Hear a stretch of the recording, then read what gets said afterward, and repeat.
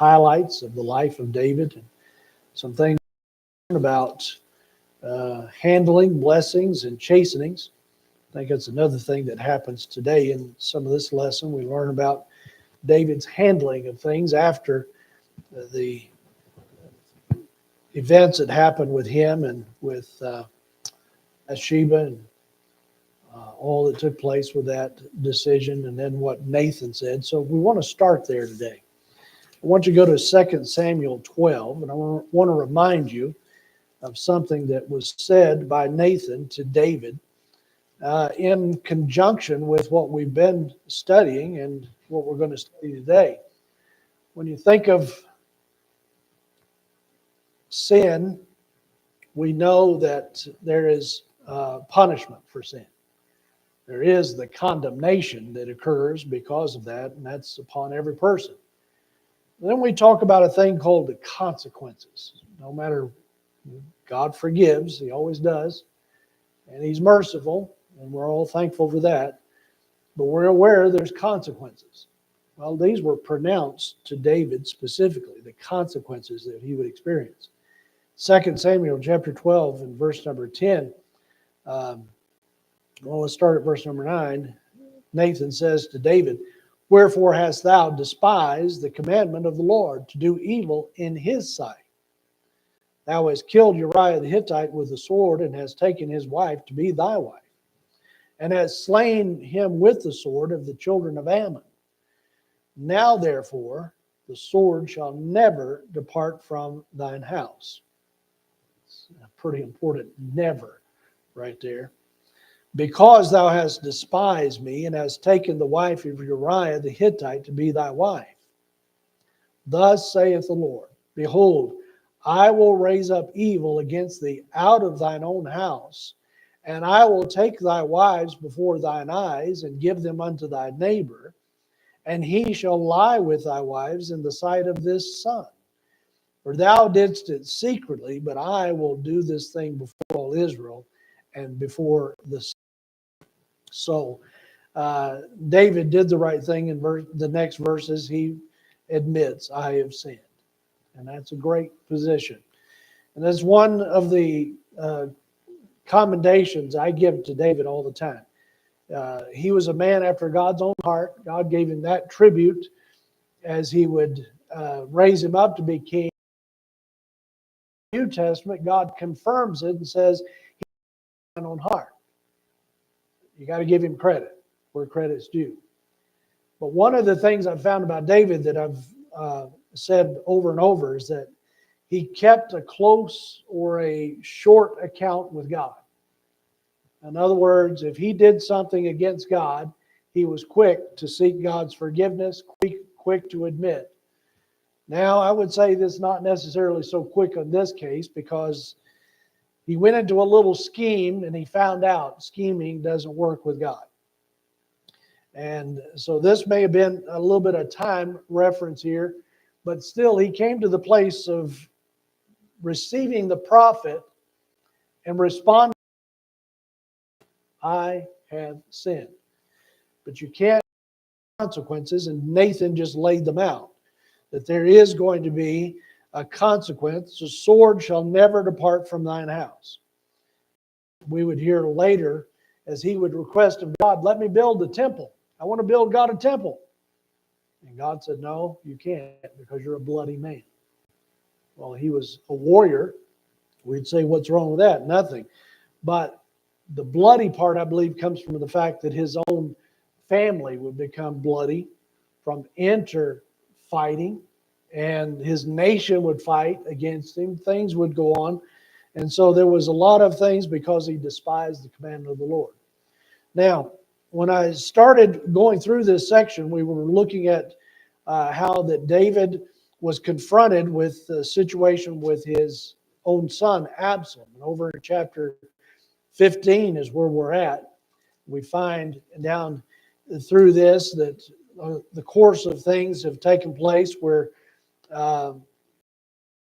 now his own son was despised of him. He left for a period of time, about 2 years, And now he's come back into the kingdom, but Absalom has a plan, a plot. He was going to see to it that all of Israel would begin to serve him.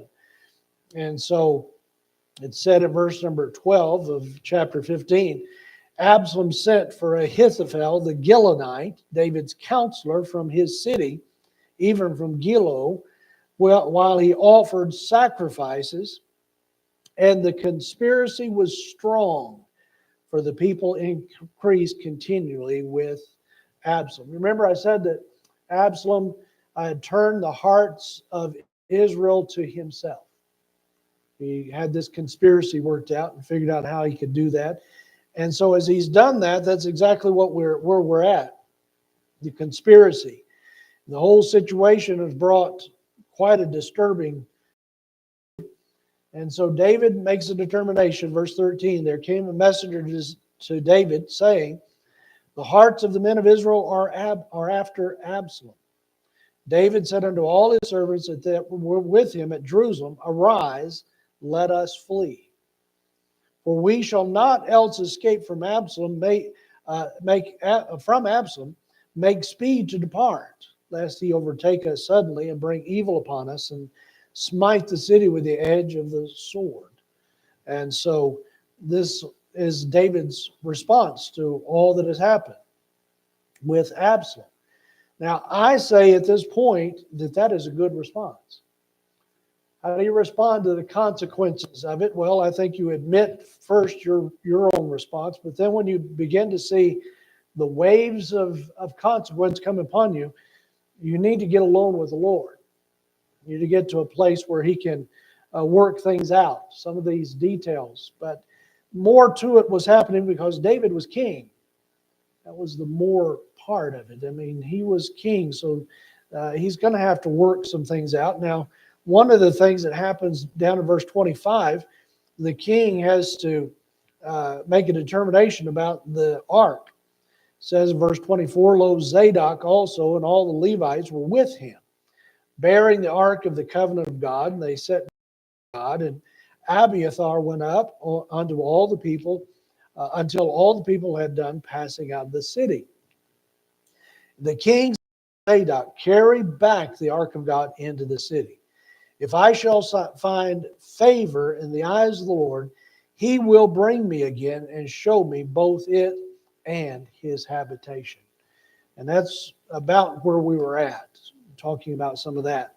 That goes to our verse up here on the board. Psalm 37, verse 5 is the key verse. Several psalms that David wrote were in response to consequences, some of the determinations of God in his life. This is one of those great verses. It just kind of gives you a clear direction when you're facing an unknown. And I think this is the response of David goes along with this. It says, commit thy way unto the Lord, trust also in him, and he shall bring it to pass. Remember us going over that? We've talked about it already. I believe verse 25 is a direct response to him remembering how God had inspired him to write this very psalm.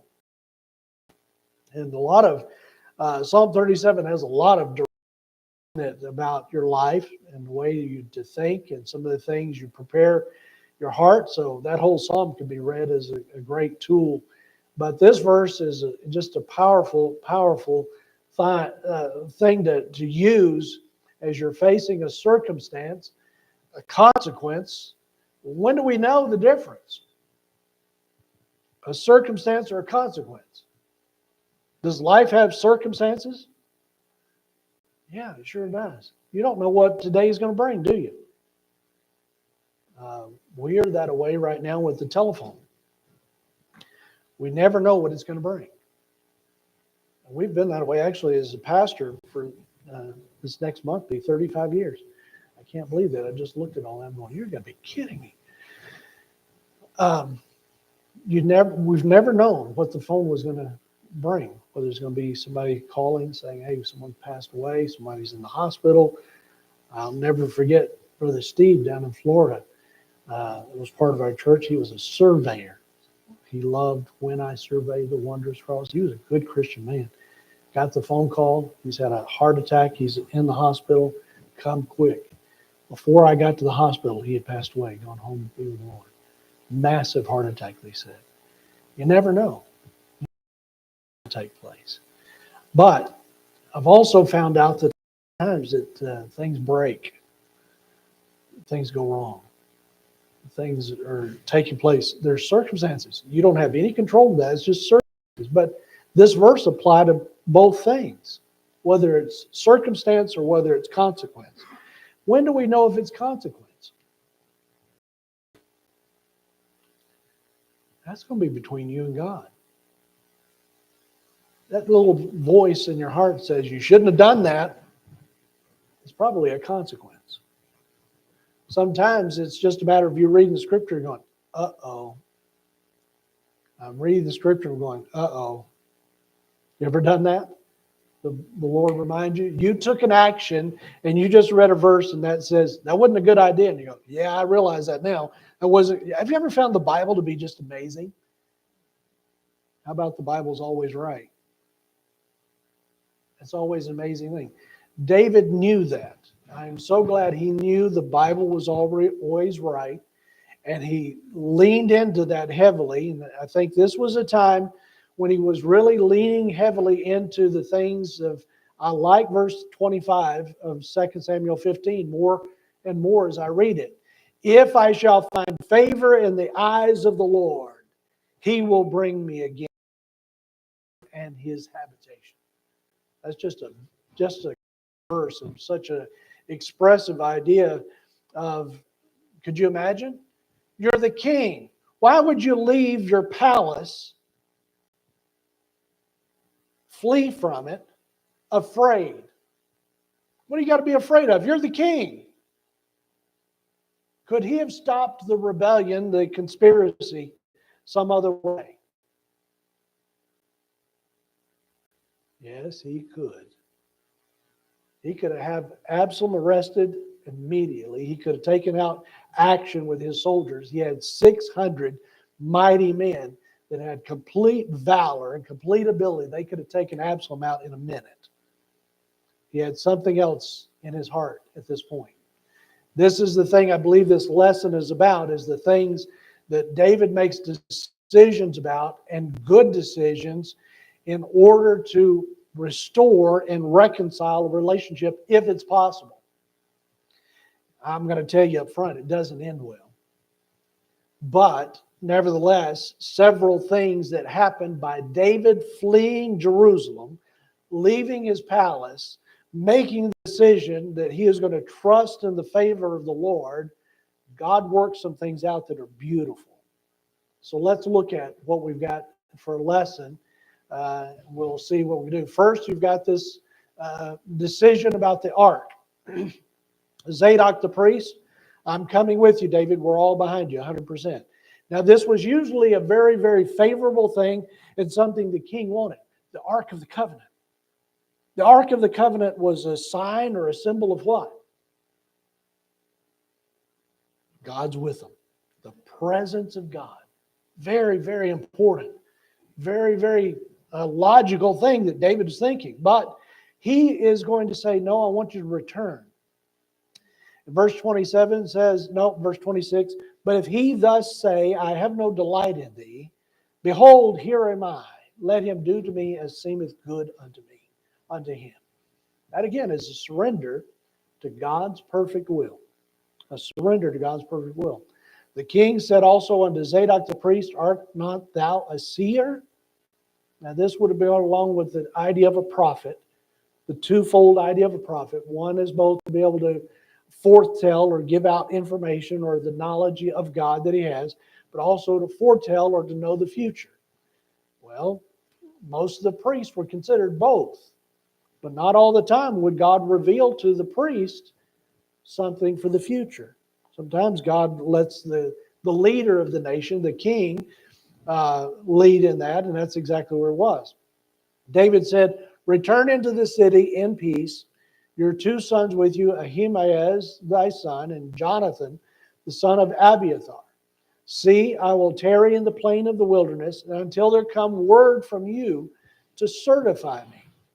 Zadok therefore and Abiathar carried the ark of God again to Jerusalem, and they tarried there. Don't we love waiting? Isn't it great?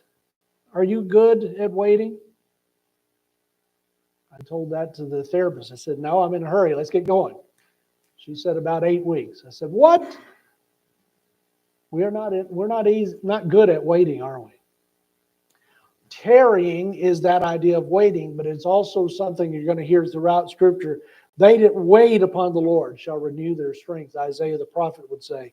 Something in the New Testament is watching, and I'll actually talk about that more tonight, is the idea of watching. It's waiting, taking observance of things, but not rushing, letting God lead, and just allowing God to decide the time. This was something David was doing, letting God decide the time. Let's see.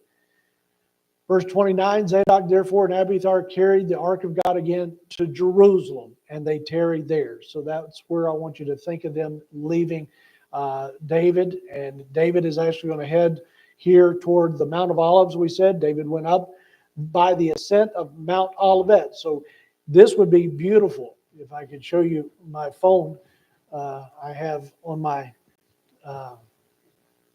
front app, I have the picture of Israel right on the front.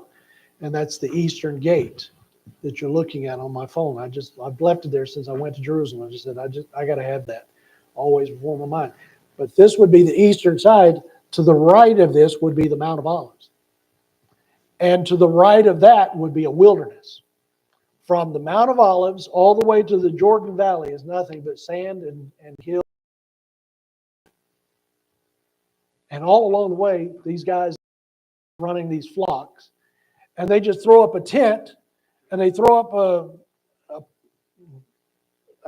a shack. It's amazing. They just throw up a shack. I mean, it looks like just a bunch of tin that they threw together. They got a shack out there, and that's where the shepherds would keep their flock. But not only their flock, they would have their family there. But this was in just an open wilderness. I mean, there's no trees, there's no grass. Where do they take the sheep? They knew where to take the sheep for the right grazing. They knew exactly where to go.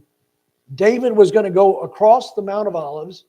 He was going to go across into this wilderness. He was going to tarry there, making himself an encampment. He wasn't thinking this was going to be very long, but God had other ideas in mind, as is the case many a time with the events. When you're dealing with all this, God will have His time. You have your time. So we've got to tarry. David is going to tarry. Abiathar and all of the folks in Jerusalem that are going to tarry. And verse number 30 says, and David went up by the ascent of Mount Olivet and wept as he went up and had his head covered. And he went barefoot, and all the people that was with him covered every man his head. They went up weeping as they went up. One told David, saying, Ahithophel is among the conspirators with Absalom. And David said, O Lord, I pray thee, turn the counsel of Ahithophel into foolishness. I talked to you a brief bit about this, but David is asking God. This is something I want you to see. It's a very important part there. I pray is David's response to this very situation of him having to flee and going to the place of prayer, Mount Olivet. You remember that is a special place for Jesus. The Garden of Gethsemane.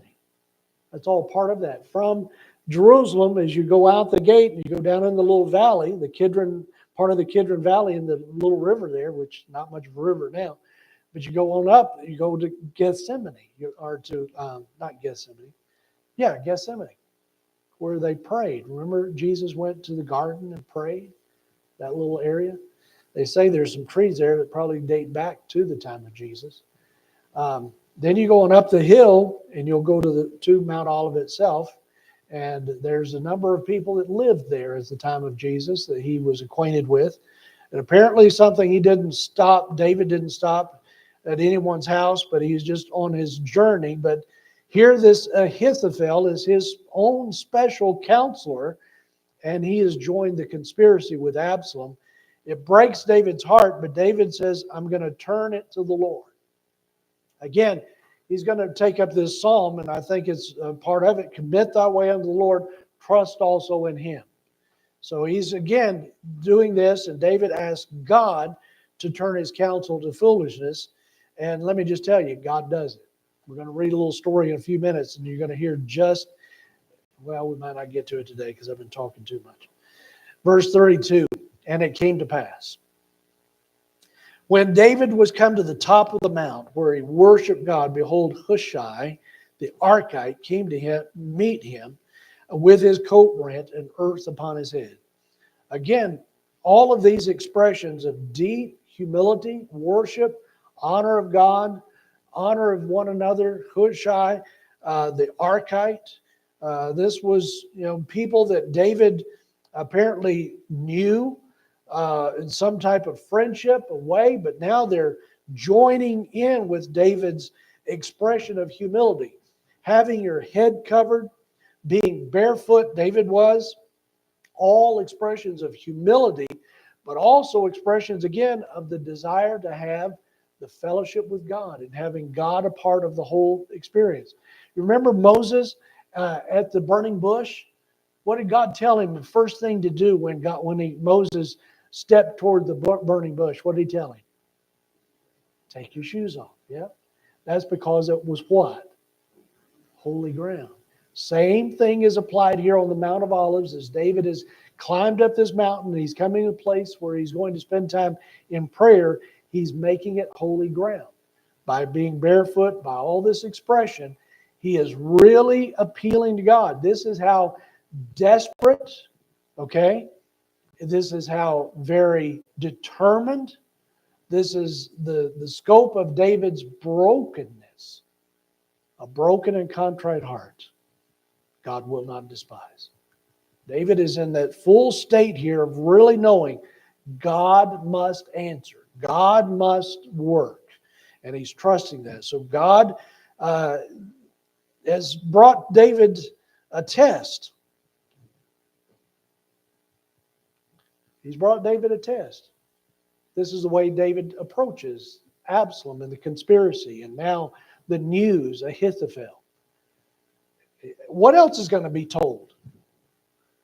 What else is David going to find out about? Well, he doesn't know because this is early in the conspiracy. Things are just being revealed about what is taking place. So in that, David sees God in his problem and submits to God's will. When we see God in our problems, we need to submit and worship. This is a good expression by looking at this section of what happens with David and with all the situation with this conspiracy and the way that we observe it. So Hushai, David's friend, verse 37, came into the city and Absalom came into Jerusalem. But here's why. David gave Hushai a little responsibility. He wants Hushai to help him out with the situation. Verse, oh boy, it would do that. 33. David said, if thou passest on with me, then shalt thou be a burden unto me. But if thou return to the city and say unto Absalom, I will be thy servant, O king, as I have been thy father's servant hitherto, so will I now also be thy servant. Who was, then mayest thou for me defeat the counsel of Ahithophel. All right? This is very important here, what's taking place and the way David's responding in this consequence, in this entire circumstance. So David says, and hast thou not there with thee Zadok and Abiathar the priest? Therefore it shall be that what things soever thou shalt hear out of the king's house, thou shalt tell it to Zadok and Abiathar the priest. Behold, they have there with them their two sons, Ahimaaz, Zadok's son, and Jonathan, Abiathar's son. And by them he shall send unto me everything that you can hear. So Hushai, David's friend, came into the city, and Absalom came into Jerusalem. Isn't that a neat part of this? I don't know that I've paid attention enough to that, But here, David is committing his problem to God, praying, worshiping, submitting to God, and now he's led, I believe this is by God, to use Hushai and Zadok and Abiathar, the priest, as instruments where they can be able to help him through this conspiracy and through all of this consequence and all the circumstances. Does David know how far this has gone? No. He's not aware of how far this has gone. He's not aware of all that's going to happen yet. He's wanting to be prepared as he possibly can, so he's using Hushai to be able to be one of those tools and instruments. Now, there's going to be 3 other people that we're going to meet that are going to, again, bring opportunity for David to learn as well as teach us some things. There's Ziba in chapter 16. Then there's Shimei. I used to say Shimei until I started trying to learn a little Hebrew, which I know just enough to get me in complete hot water. So I just listened to the other guy who pronounces these names, and he pronounced it Shimei. Okay, that's the Hebrew pronouncement. Then there is also going to be another man that we're going to meet through here, and his name is Abishai. Abishai, one of David's chief warriors. So I'm going to talk about them. I think I'm going to put it off to next week. I'm going to go get some water and take a break. What do y'all think? All right? Take a few more minutes to fellowship. We got folks lining up outside anyway. We'll start those 3 guys next week. God bless you.